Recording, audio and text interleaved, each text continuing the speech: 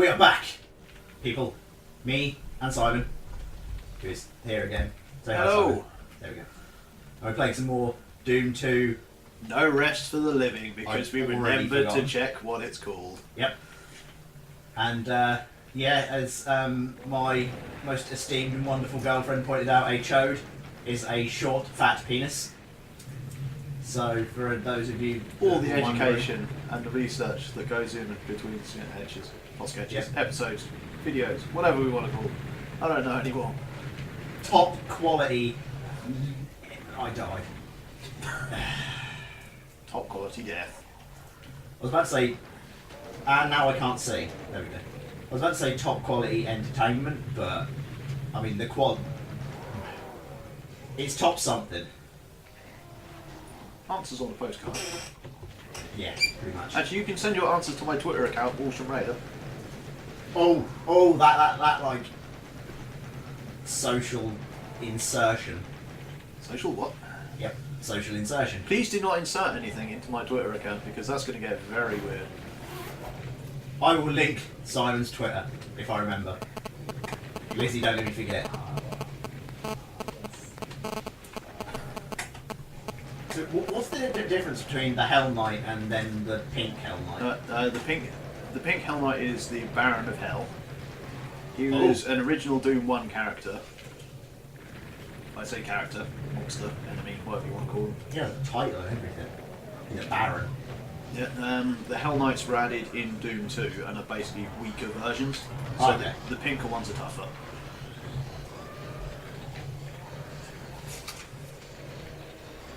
I can hear something with legs of mechanical. That would be the spiders. And what are the pink things called?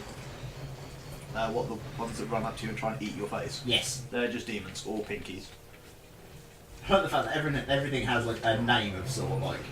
Well, some of them are my own nicknames of what me and my brother used to refer to them as when we were playing, and some of them are, so like Pinky has just been, and if anyone watched the god awful Doom movie, there's a reference to Pinky in there as well. Oh, that's the dude that, like, gets turned into a big pink thing in the wheelchair, isn't it? Yes. Well, no, in I can't believe I'm about to say the words in Doom's defence, but there we go. Referencing the movie. Yeah. It's an alright action film. It's not bad. The first person shooter scene is quite cool. But as far as following Doom has a very, very small storyline. And they somehow managed to do something different. I was about to say, really, these Dooms, do they even as such have a storyline? The whole idea is it's just Doom guy busting into a room and annihilating the forces of hell. I think that's as much of a story as you can stretch out of it.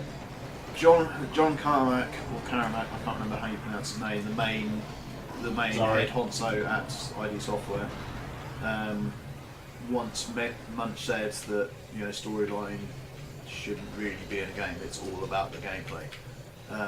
Doom itself, obviously at the time, you didn't have cutscenes and that kind of thing because it just Technology wasn't there. yeah.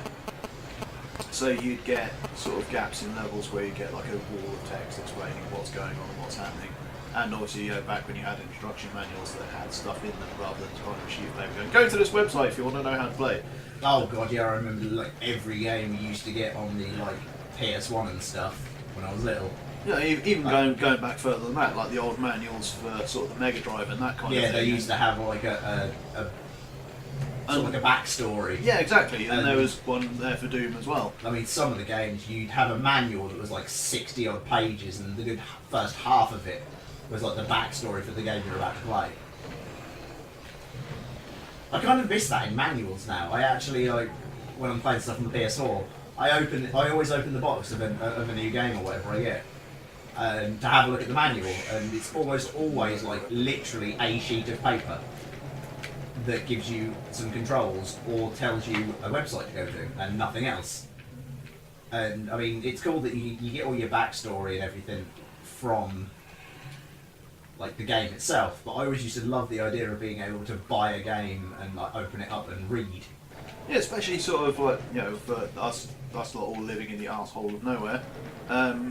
like to get to game stores and that kind of thing, you always had to take sort of bus or a train journey out before we were driving. I mean, well, in my case, obviously, when I used to like play PS1 stuff, I was only like 10 or 11, so it was reliant on parents to buy it for me, or Yeah, like, so I only got the opportunity to get a game if I'm, oh, sugar on a sugar. Yeah, sugar on a sugar. so, you know, being able to sort of open up the manual in the car or the bus or the train or whatever. That was like an exciting part yeah. of it, like you felt like you were starting the game almost. Oh, I like this, we're reminiscing. And then there's complete silence. Yep. You spoiled it. You referenced it. Oh. Yeah. As I was saying in the previous video, sort of Doom is one of sort of my first games. There's another game we're hoping to do at some point, which is Bubble Bobble. It's a very old Taito arcade game, which I remember playing again with my brother on the Commodore 64. And if you think loading times in modern games are bad, you should try loading something off a tape player. I'll talk about it a bit more when we get into that, but that used to be an absolute nightmare. Also known as Bust a Move, if I'm not mistaken. Like the more recent installments. I thought Bust a Move was kind of the sort of one where you're like launching balls, coloured balls. That's that kind of puzzle game thing. Isn't that what Puzzle Bobble is? No, that's Puzzle Bobble. Oh, Puzzle Bobble. Yep. Okay, it's got the same character in it than Bust a Move, I think. Because Yes. you've got the little green dude. And the little Doodoo. Yeah. They're brothers, I think. Well, they're friends. I don't know. Anyway, back to Doom. So we're sort of playing a load of games from my childhood. So Yeah. of course I'm going to start reminiscing into that stuff. So I mentioned the Commodore 64, playing the Mega Drive as it was known over here, although a lot of people will know it more as the Sega Genesis. We had a Master System before that. Then my brother went on to getting a PSX, the original PlayStation. You'd have a Mega Drive too. Yeah, we had a Sega Mega Drive 2 rather than the Mega Drive 1, which Okay. it was. Oh, guys. Oh, excuse me. It was the same console, but just slightly updated. I don't remember there being any major differences apart from aesthetics. I Kind don't of. really know.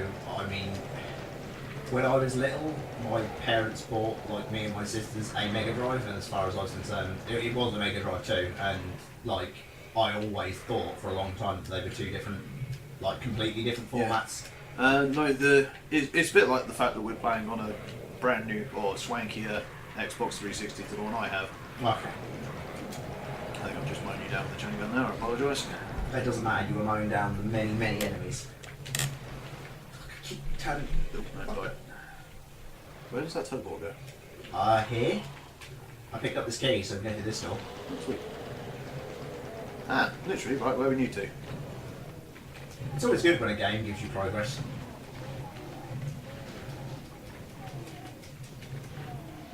I mean, I cannot remember what it was, but when I was, I'm gonna say 5, but I may be out by some amount of years. Right, who wants to die? We went to a boot sale and we found a console, and it was literally like it was the whole like thing. It was it was like a computer, and you put sort of discs in it, and it came to the screen, it came to the keyboard, and you used to have to type the commands in to run the games. Yep. I can't remember what it was. It definitely wasn't a Commodore or anything like that. Was it one of the old BBC machines? It might have been, but I remember like the games that it came with were like a nightmare to run because it wasn't a well-kept machine, and we picked it up for like, I'm saying this is good, probably 20 odd years ago. We probably picked it up for like a £5 at a boot sale, if that. And it came with like a dozen games, and 2 of them worked. Oh, but that's a bad idea. And I always remember one of them was like, it was a first-person like space shooter. Like I just blew myself up, and I blew you up. I thought you were an enemy. Yeah, like you were in a spaceship and you had to fly around shooting other spaceships, and literally the only difference between you and the enemies is you were like a green series of lines that fired green lines from your green line gun, and the enemies were a red or blue series of lines and they fired blue lines from their blue line guns. And I can always remember like sitting in what used to be my dad's office where he used to do all his paperwork and stuff. And there'd be him on his computer like doing actual proper work, and there'd be me trying to get these little games to run, and like an hour or so of like resetting it, taking the disc in and out, and like typing the run commands in to try and get this game working. It worked for like 10 minutes and then crash again, but that was like my childhood of gaming. It was that and Sonic 2. Ah, Sonic 2. Easily the best, well, in my opinion. I mean, there may be others that have other opinions, but they're wrong. Oh, Will you stop shooting me? hey, I'm sorry. But yeah, I can't physically see a reason why any other Sonic game is better than Sonic 2. It was, for me, it was that's when Sonic You was might its best. you might claim I'm wrong, but I think Sonic 3 and Knuckles is the better one. Wait, isn't Sonic 3 and Sonic and Knuckles two different games? Yes, but you could put Sonic 3 into Sonic 3 and Knuckles and play it all. Oh through in one yeah, go. I remember now, yeah. Because Apparently, I heard recently that that Sonic 3 and Sonic 3 and Knuckles was all meant to be the same game. However, they were running out of time, so they released Sonic 3 first, and then finished off the bits for Sonic and Knuckles, and then run it all. So the reason that it plays like one giant game is because it was meant to be. They just kind of run out of time and space on the old. I always loved. So, I mean, when I had my Mega Drive, like when I was like 4 or 5 years old, and I used to play with my sisters, we only ever had Sonic 1 and Sonic 2. Yeah. We had a load of other like Mega Drive games, stuff like Exit, stuff like Micro Machines and things like that. Oh, Micro Machines so which fun. is an awesome game in general. I used to love the snooker table level. But Although the Micro Machines one I always used to remember is Micro Machines V3 for the original PlayStation. yes, I used to have that. Cracking game. But yeah, we never had Sonic 3 and Knuckles, but oh, I cut that out. I thought but I had. You killed more than me. Yay! Come on, slack it. No, What you am I doing? didn't. No, I didn't. I'm the one on the left. Yeah, I Big thought you were the. Oh yeah, you're the green guy, aren't you? Yeah. Sorry. But yeah, we never had Sonic 3. Yeah, and any others. We had Sonic 3D at one point, which was a Sega CD game. I don't ever remember playing Sonic 3D. I mean, the Mega CD was kind of didn't really take off. Because if I remember rightly, the Mega CD you could attach to the Mega Drive. Yeah, that was how it was. The Mega CD is kind of like an add-on thing to Yeah. the Mega Drive itself. Because we picked one up again from a boot sale, and it came with Sonic CD. But completely like going off topic, I never had Sonic 3 when I was little.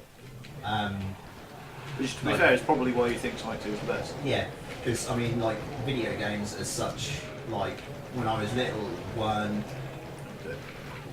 like I grew up playing a lot of video games and stuff, and like stuff on the Mega Drive, but it wasn't like all I ever did. I did a lot of other things.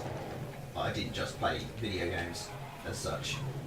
But once I sort of got out of education and had some money, I started buying all the old like consoles again that I'd seen or played with friends and stuff, and then started acquiring all the games that I used to play and like other ones I never had a chance to play. So I remember getting a copy of Sonic and Knuckles and just finding it really satisfying to actually put the two cartridges together. That was a really, really long amount of time spent just to say that. Yep. Are we talking about the old blowing on cartridges thing? Because that sort of comes up quite a bit when people talk about sort of friendly gaming. Like the thing that you're never supposed to do, you know, it even used to say like in the books for the Mega Drive games, do not blow on cartridge. Huh. So you used to find, okay, it's not working, so blow on cartridge, blow on the kind of the. It's like the do not, units where you, it's like where do you not blow on the connect up. contacts because like it was always something like if you got saliva on the contacts and put it into the console, you'd like blow up your house or something. That's not an exaggeration. Many, many people lost their homes from blowing cartridges and blowing up houses. I'm really tempted to kill you in the game just for saying something that daft. Don't worry, I'll die It's so soon enough. stupid it burns. Yeah, but that's used to be what it was like. People was You like, wouldn't blow your house up for... No! Over exaggeration. I was going for dramatic. See, even your cat is effect or protesting that you said something that daft. See? Near enough everything I say is daft. I really hope that the cat's meow is picked up on the microphone, otherwise I'm going to sound completely insane. What cat? Don't carry on meowing. That's why you're meant to go silent. That's it, you have to die. Let me punch you in the face, Dan. It's fisting time. Well. Okay, I'm going to go kill myself so I can get some guns. Oh, well, something just blew me up. Oh, wait, you found a yellow door. That's tremendously useful. Did you get the key? Yeah. Okay, red doesn't hurt you. I forget. Sometimes it does, sometimes it doesn't, but in this case, no, it doesn't. What are the dudes with these revenants? Yes, Revenants? yes, they are. See, that's like the only Doom enemy I actually know. That was just rude. Thank you.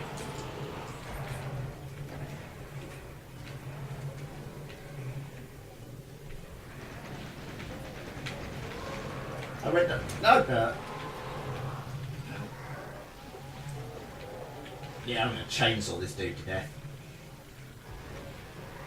It's good when it works, then they step back occasionally and then shoot you with a rocket launcher. Yeah, again, this takes on, because I was watching a video yesterday of from Dead Rising. Oh. And this is just going along the same lines of what me and Lizzie were talking about, chainsaws. Of how they really wouldn't work like this for murdering, like, well, in that case zombies, but in this game's case demons. Because I'm pretty sure if you stuck a chainsaw into one of those Hell Knights, or whatever those ones are, they are the Hell Knights, aren't they? Yes. Yeah. If you stuck a chainsaw into one of those, I'm pretty sure said chainsaw would then get very, very stuck. It's, yeah. Apparently even the Doom chainsaw is because of Ash and the Evil Dead series. Which is one of my all-time favourite movies. Evil Dead 2, Dead by Dawn. Mostly because that is in... Oh, I'm dying to the red. No, I'm dying to an invisible dude. And so the remake of the first Evil Dead, essentially, for anyone that hasn't seen it, if you like horror and comedy horror, I highly recommend watching all of the Evil Deads, but not the remake. The remake's not a funny. Yes, it's not a funny. It's good, but it's not funny. I have not a lot of life. I'm dead. I get lost so easily in these places. Well, I think I'm going the right way because there's lots of people that I haven't killed yet. I found one person that I haven't killed. I feel like I'm contributing.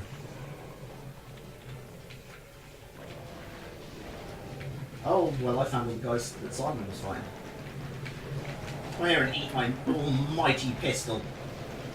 Right, how many other guns? I was going to say, didn't you spawn in the room with the chain gun, so you must have... Well, I must have... I don't know. Dude, you might want to look behind you.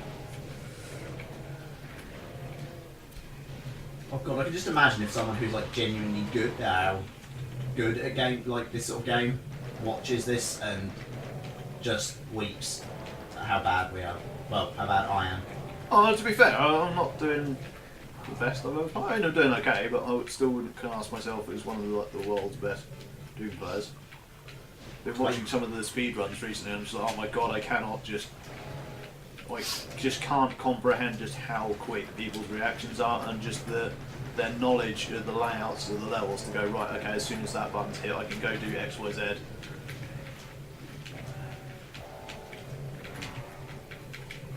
Yeah, punched it to death. I don't know, I was shooting with a shotgun at the same time. Shut up. Don't take this away from me. Alright, you punched him to death. Damn right. See, I get confused enough now I died. I get confused enough to, oh, I died. Yep. Just trying to find, like, in games like this, and, oh, damn, what was it? Was it? It was Wolfenstein, wasn't it? The other game that was sort of similar to this that came out in the early 90s. Yes. Like- Wolfenstein 3D came out first. Yeah. And then how much I used to get stuck trying to find like the button that you had to press, and it'd be one specific button in like a room that you visited. There's quite a few fellas behind you that you visited like earlier in the level, but it was hidden behind a wall that you didn't know would actually move Yeah. or something. But I think that's what gave a lot of games back then a lot of their replayability, or just flat out playability, was you had to really look around for things. Yeah, and of course, there's sort of, although you had sort of gaming magazines occasionally, but that wouldn't necessarily sort of advertise the one level that you were stuck on. Yeah. So you had to just keep going back and trying. There was no sort of like the amount of times like playing sort of Skyrim and Fallout and that kind of stuff. Look, I think I have no idea what I'm doing. Oh, I'll just type in on Google this quest. Where the hell do I go now? I think a lot of that sort of stuff with games, like big games like Skyrim, excuse me, like a lot of progress that you make in the game is made by the community that plays it, Yeah. and looking around online at what you can find. And for the record, this isn't me just saying like one particular way of doing it is better than the others. There's occasionally some games where I will set myself the challenge of, right, I'm not going to look anything up. I am going to do this on my own. Oh yeah, And there's others where it's like, you know. know what, I'm absolutely stuck. This is doing my nuts in. I'm going to have to go and have a look. Yeah. I mean, I was playing a PC game called Penumbra.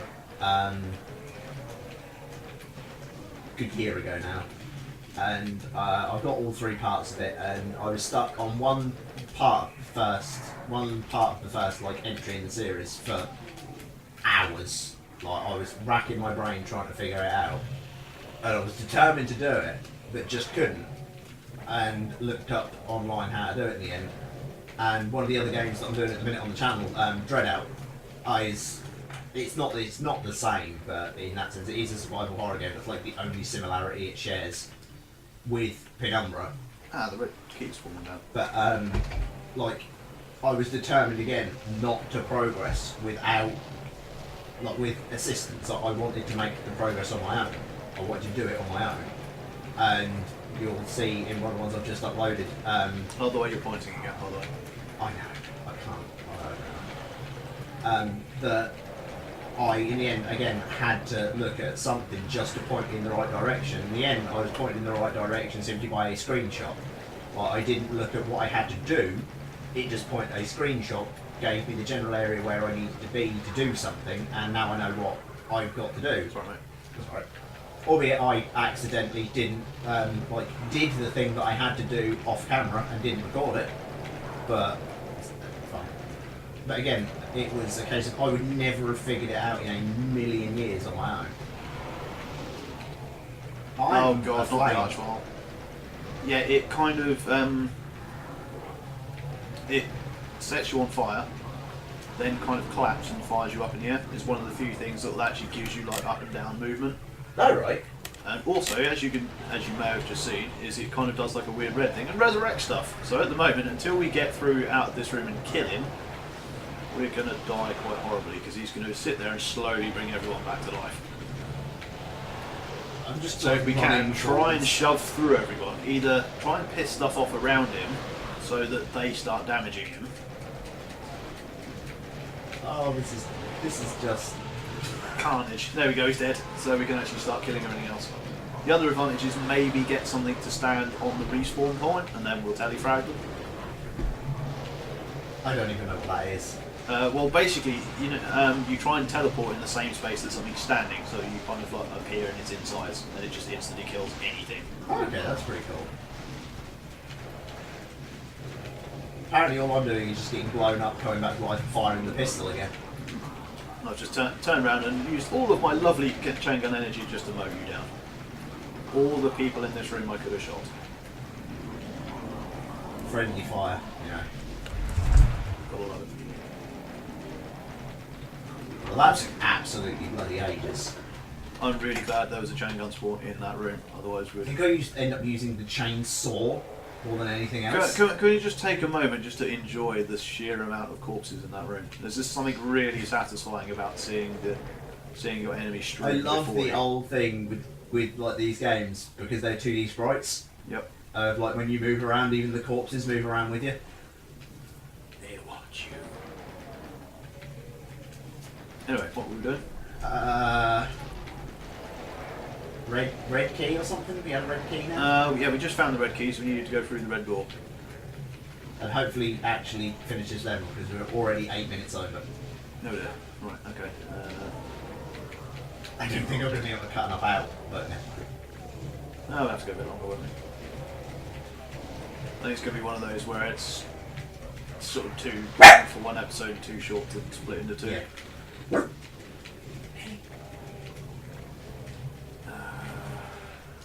It's fine, as the cool kids would say, we are having good banter. I believe that's the term. Oh.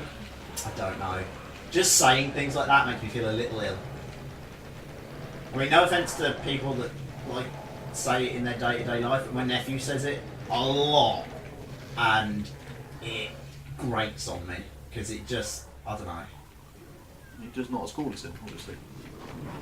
Apparently not. Oh great, yeah, shotgun shells and death.